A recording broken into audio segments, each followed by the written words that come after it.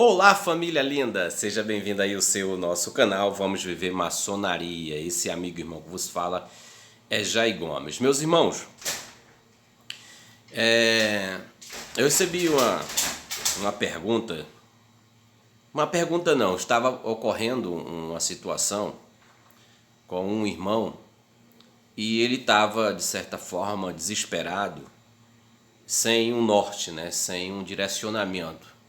Até porque se faz acreditar esse indivíduo que ele vive em um micro que é um macro absoluto.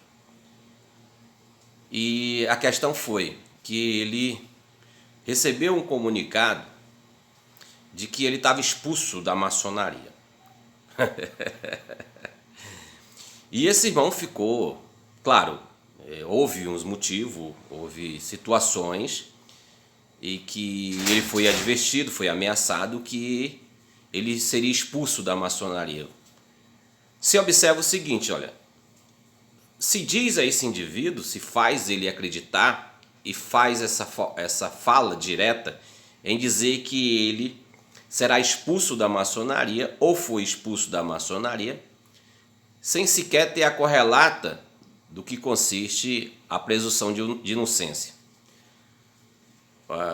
Nos bastidores se organizam e entram em um acordo, a loja específica, e comunica aquele indivíduo que ele está expulso da maçonaria. Agora, vamos nos colocar no lugar desse indivíduo. Quando ele recebe uma notícia dessa, que ele está expulso da maçonaria. Ele acredita que o mundo para ele caiu, pronto. Eu não estou expulso da maçonaria, e agora? Porque ele foi levado durante todo um tempo a acreditar que aquele meio que ele vive, aquele micro que ele vive é a maçonaria. E me fez vir aqui até vocês, de certa forma, um vídeo de instrução, tentar, de certa forma, esclarecer não só essa pessoa, mas também a vocês, que é impossível, veja bem o que eu estou falando para você, é impossível você ser expulso da maçonaria, é impossível. É mais fácil, digamos assim, mais fácil você entrar na maçonaria do que você ser expulso dela e de você sair dela. Mas já eu não estou entendendo nada do que tu está falando. Eu posso sair da maçonaria? Não, você não pode nunca mais sair da maçonaria. A partir do momento que você entrou na maçonaria, você não sai nunca mais. E muito menos ser expulso da maçonaria. Você não será expulso da maçonaria de maneira nenhuma. Mas já aí me explica isso melhor, me faz entender melhor, que eu estou leigo, eu não consigo entender. Me disseram que nessa pessoa específica eu fui expulso da maçonaria. Conforte o seu coração, pode se alegrar, se congratular que você não foi expulso da maçonaria. Isso eu te asseguro, que você não foi expulso da maçonaria. Não existe expulsão da maçonaria, não existe expulsão. E não existe que você deixe a maçonaria. Para você entender, vamos entender esse princípio do que é a maçonaria. Eu sempre digo aqui que a maçonaria é uma ideia. A maçonaria se perde no espaço e tempo. A maçonaria se perde no espaço e tempo. A maçonaria é como se fosse a ideia do evangelho do Cristo, a mensagem do Cristo, a mensagem de Krishna, a mensagem de Hermes Trismegisto, as mensagens de todos os avatares. Elas se perdem no espaço e tempo porque elas estão entremescladas. E a maçonaria, ela se mescla a esse conceito de ideia de que é o autoconhecimento, o crescimento individual do homem em busca do seu verdadeiro eu divino, da sua conexão com a sua verdadeira natureza. Então a maçonaria no espaço e tempo, como ideia, jamais, a partir do momento que você adentra, que você se mescla, jamais você tem a possibilidade de ser expulso.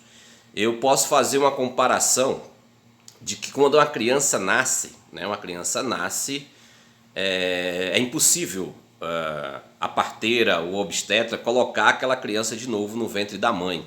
É impossível, pelo mesmo lugar. A não ser que abra a barriga da mãe, coloque lá no ventre e costure, né? Mas pelo processo que nasceu natural, digamos, é impossível você colocar a criança lá de novo. A não ser que você rasgue tudo ali e coloque à força, mas pelo processo natural é impossível. Assim é o nascimento do maçom na maçonaria, como ideia, quando ele se mescla a essa ideia. E o que nos une nessa universalidade, que faz você ser maçom, é o processo do nascimento iniciático. Uma vez que você passou pelo processo iniciático, dessa transmissão de áurea catena que se remota, que se perde no espaço e tempo, você passou a ser maçom e passou a integrar essa gênese, essa árvore genealógica da maçonaria. Então é impossível você ser expulso da maçonaria, uma vez que você entrou na maçonaria. Agora, é possível você ser expulso de uma determinada instituição, de um determinado sistema denominacional? Isso é natural. Isso é muito comum, você ser expulso de uma associação.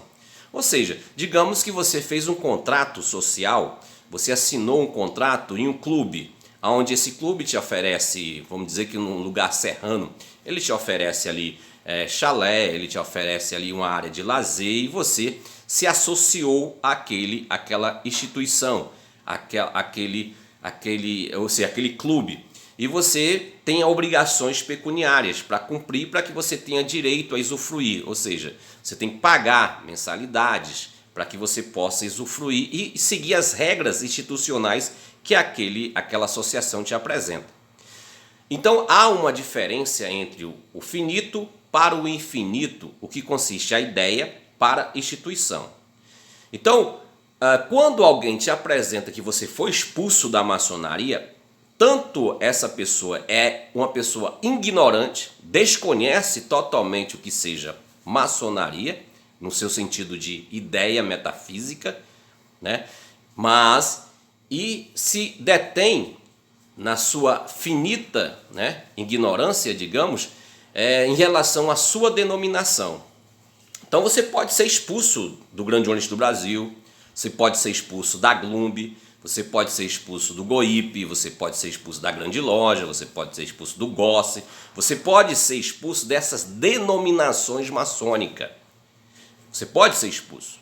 Basta você descumprir as regras constitucionais do contrato social. A partir do momento que você descumpriu as regras, você pode ser expulso daquela instituição. Mas da maçonaria, jamais. Jamais. Eu falo isso com maior liberdade, com maior afirmação do que eu estou te falando. Não se sinta constrangido. Você foi expulso da instituição a qual você é um associado. A qual você era um associado, mas da maçonaria não.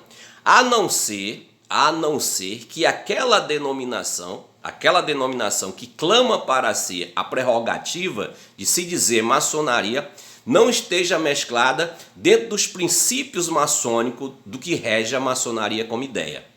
Se ela for uma seita, uma denominação exclusiva e que ela se acredita, né, que ela se determina em dizer que é a maçonaria, que seria um ato de profunda ignorância da parte dessa denominação, em se declarar que ela é o único meio, né, que o maçom tem, como a pessoa tem para adentrar na maçonaria, aí, meu irmão, você não entrou na maçonaria, você entrou numa seita, você entrou num sistema totalmente fora do que consiste a maçonaria. Agora, olha só o interessante que vocês não se atendem. Seja no Apoc, ou seja no Chuí, seja lá nas Filipinas, ou seja na China, ou seja na Índia, todo o processo que requer para que uma pessoa que não é maçom, ela adentre nesse sistema de transmissão de áurea catena são semelhantes. Você pode pesquisar. A iniciação que você passou no rito escocês antigo e aceito, no rito adornamita, no rito no emulação, no York, no Schrader, né, no Ré, ou seja, no moderno, é o mesmo que acontece em todo o mundo maçônico. É essa ideia de processo iniciático que nos faz ser universais. Universais.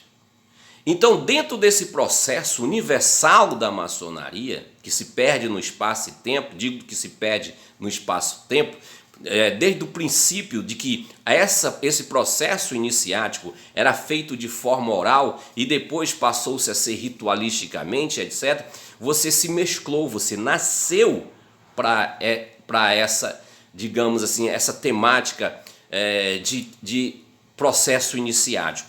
Então, depois que você se mescla a isso, depois que você adentra, é impossível você ser expulso. Não há possibilidade de você ser expulso desse sistema. Agora, do denominacional, isso aí é comum e é natural. Eu posso aqui alimentar a minha tese na seguinte ideia. O evangelho, o sistema do evangelho de Jesus se faz entender que também é um novo nascimento, é uma nova transformação.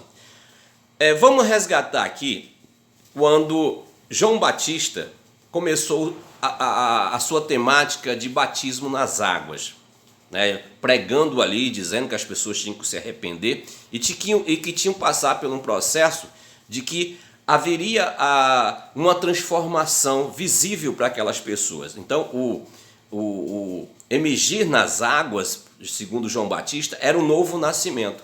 Então, a partir do momento que aquela pessoa se submetia àquela ritualística vindo dos essênios, né, para quem estuda teologia e a história do cristianismo, vindo dos essênios, você era uma nova pessoa, uma nova criatura, digamos. E não teria como você renovar esse batismo constantemente. Dentro desse princípio essênio e dentro do princípio de João Batista, uma vez que você foi emergido nas águas, você passou por esse batismo das águas, você não haveria mais necessidade de ficar se renovando esse batismo, porque ali você aceitou de forma voluntária o novo nascimento. Na maçonaria, o processo iniciático segue a mesma temática desse processo iniciático. Você pode observar que quando Jesus emerge com o seu evangelho, ele não digamos assim, acaba com essa temática do batismo. Ele simplesmente faz uma continuidade quando ele diz: olha, João batizou com água, agora eu vou batizar vocês com o Espírito Santo. Ou seja, a iniciação continua. O processo iniciático dá-se início em João e dá uma continuidade em Jesus. Na maçonaria, a gente pode ver esse processo iniciático por meio das iniciações. O candidato entra, passa pelo processo iniciático, ele passa pelo processo de elevação, passa pelo processo de elevação. Então é uma continuidade constante de processos iniciáticos. Então não tem como você retroceder tudo isso. Então, uma vez que você é maçom, por exemplo, mesmo que você, olha só como é interessante, como você é enganado, como você é levado a um condicionamento.